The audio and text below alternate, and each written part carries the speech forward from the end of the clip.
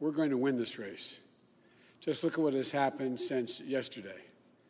24 hours, we were behind in Georgia. Now we're ahead, and we're going to win that state.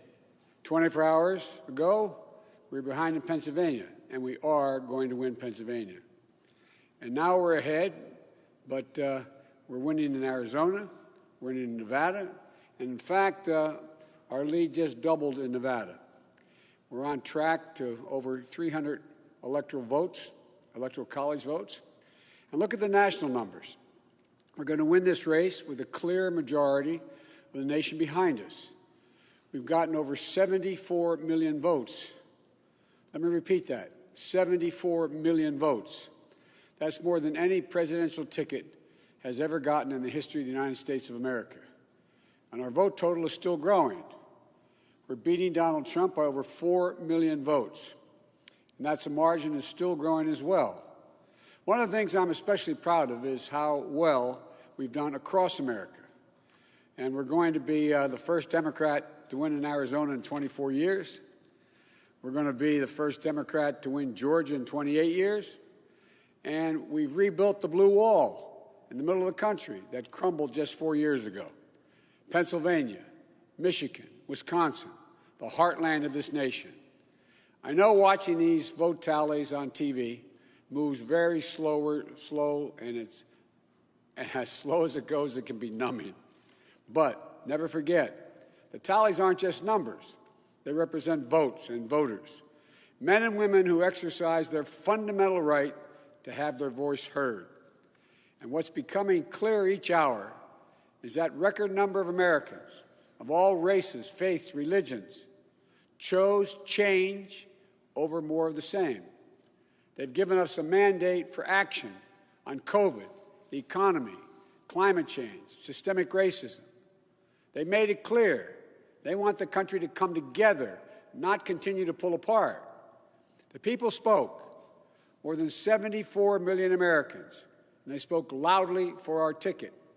But while we're waiting for the final results, I want people to know we're not waiting to get the work done and start the process. Yesterday, Senator Harris and I held meetings with groups of experts on public health and the economic crisis this country is facing.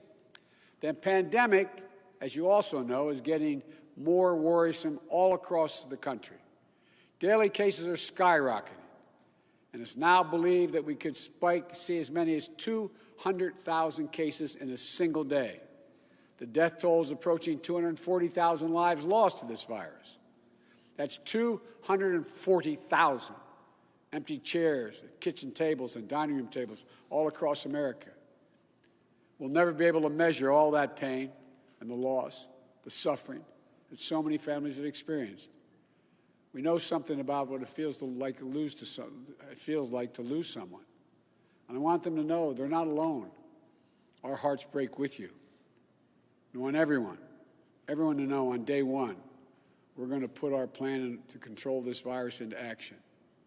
We can't save any of the lives lost, any of those who have been lost, but we can save a lot of lives in the months ahead. Senator Harris and I also heard yesterday about how this recovery is slowing because of the failure to get the pandemic under control. More than 20 million people are on unemployment. Millions are worried about making rent and putting food on the table. Our economic plan will put a focus on a path to a strong recovery. Look, we both know tensions are high. They can be high after a tough election, one like we've had. But we need to remember, we have to remain calm, patient. Let the process work out as we count all the votes. You know, we're proving again what we've proved for 244 years in this country. Democracy works. Your vote will be counted. I don't care how hard people try to stop it. I will not let it happen. The people will be heard. Our journey is toward a more perfect union, and it keeps moving on. In America, we hold strong views. We have strong disagreements, and that's okay. Strong disagreements are inevitable in a democracy. and strong disagreements are healthy. They're a sign of a vigorous debate, of deeply held views. But we have to remember, the purpose of our politics isn't total, unrelenting, unending warfare. No, the purpose of our politics, the work of the nation, isn't to fan the flames of conflict, but to solve problems, to guarantee justice, to give everybody a fair shot, and to improve the lives of our people. We may be opponents, but we're not enemies. We're Americans.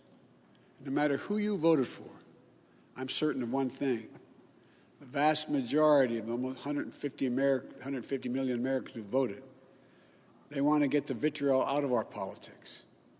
We're certainly not going to agree on a lot of issues, but at least we can agree to be civil with one another. We have to put the anger and the demonization behind us. It's time for us to come together as a nation to heal. It's not going to be easy, but we have to try. My responsibility as president will be to represent the whole nation. And I want you to know that I'll work as hard for those who voted against me as those who voted for me. That's the job. That's the job. It's called the duty of care for all Americans. We have serious problems to deal with, from COVID to the economy to racial justice to climate change. We don't have any more time to waste on partisan warfare. You know, and more than that, we have such an incredible opportunity to build the future we want for our kids and our grandkids. I've said many, many times, I've never been more optimistic about the future of this nation. There is no reason we can't own the 21st century. We just need to remember who we are. This is the United States of America. And there's never been anything we've been unable to do, unable to accomplish when we've done it together. I hope to be talking to you tomorrow. I want to thank you all, and may God bless you, and may God protect our troops. Good night.